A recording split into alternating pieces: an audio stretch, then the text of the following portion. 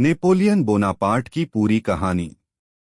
प्रारंभिक जीवन 1769 से 1785। नेपोलियन बोनापार्ट का जन्म 15 अगस्त 1769 को कोर्सिका द्वीप में हुआ था, जो उस समय नयान्या फ्रांस का हिस्सा बना था। उनका परिवार बहुत अमीर नहीं था, लेकिन छोटे स्तर का कुलीन नोबल था। उनके पिता कार्लो बोनापार्ट ने फ्रांस का समर्थन किया, जिससे नेपोलियन को फ्रांस में पढ़ाई का अवसर मिला। नेपोलियन बचपन से ही गंभीर और मेहनती थे।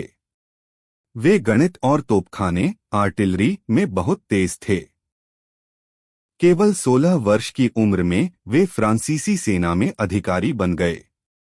फ्रांसीसी क्रांति और उभार 1789 से 1799। 1789 में फ्रांसीसी क्रांति शुरू हुई। राजा को हटाया गया और पूरे देश में अशांति फैल गई। नेपोलियन ने क्रांति का समर्थन किया और अपनी सैन्य प्रतिभा से तेजी से आगे बढ़े।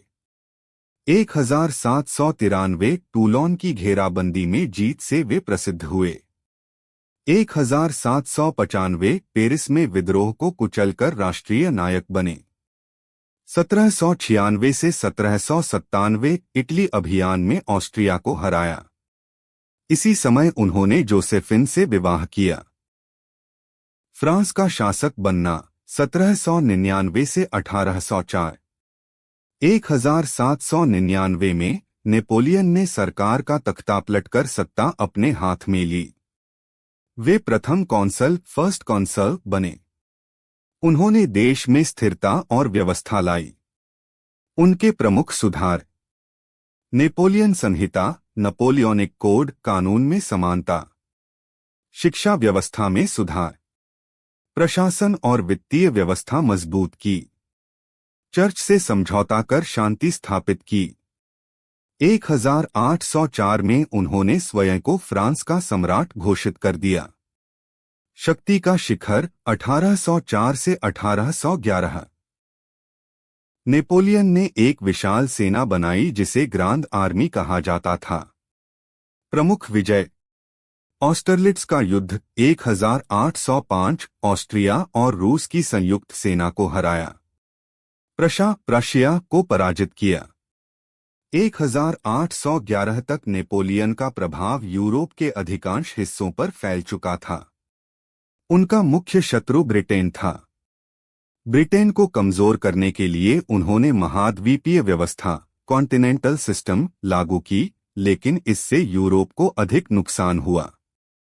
पतन की शुरुआत: रूस पर आक्रमण 1812।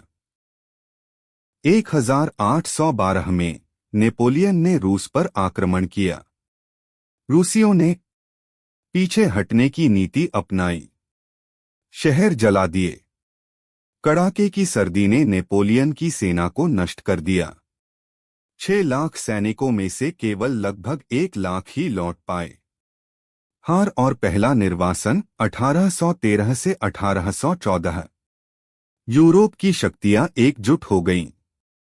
1813 लाइप्जिग का युद्ध, निर्णायक हार। 1814 पेरिस पर कब्जा। नेपोलियन को पद छोड़ना पड़ा और उन्हें एल्बा द्वीप भेज दिया गया। 100 दिन और वाटरलू की हार 1815। नेपोलियन एल्बा से भागकर फ्रांस लौट आए। सेना ने बिना लड़े उनका साथ दिया। इस अवधि को 100 दिन कहा जाता है। लेकिन वाटरलू का युद्ध 1815 में ब्रिटेन और प्रशा की सेनाओं ने उन्हें हरा दिया। यह उनकी अंतिम हार थी। अंतिम निर्वासन और मृत्यु 1815 से 1821। नेपोलियन को दूरस्थ द्वीप सेंट हेलेना भेज दिया गया। वहीं उन्होंने अपने जीवन पर विचार किया और संस्मरण लिखे। उनकी मृत्यु 5 मई 1821 को 51 वर्ष की आयु में हुई। मृत्यु का कारण संभवतः पेट का कैंसर था। नेपोलियन की विरासत: नेपोलियन एक महान सैन्य रणनीतिकार थे। कानून और प्रशासन में स्थायी सुधार किए।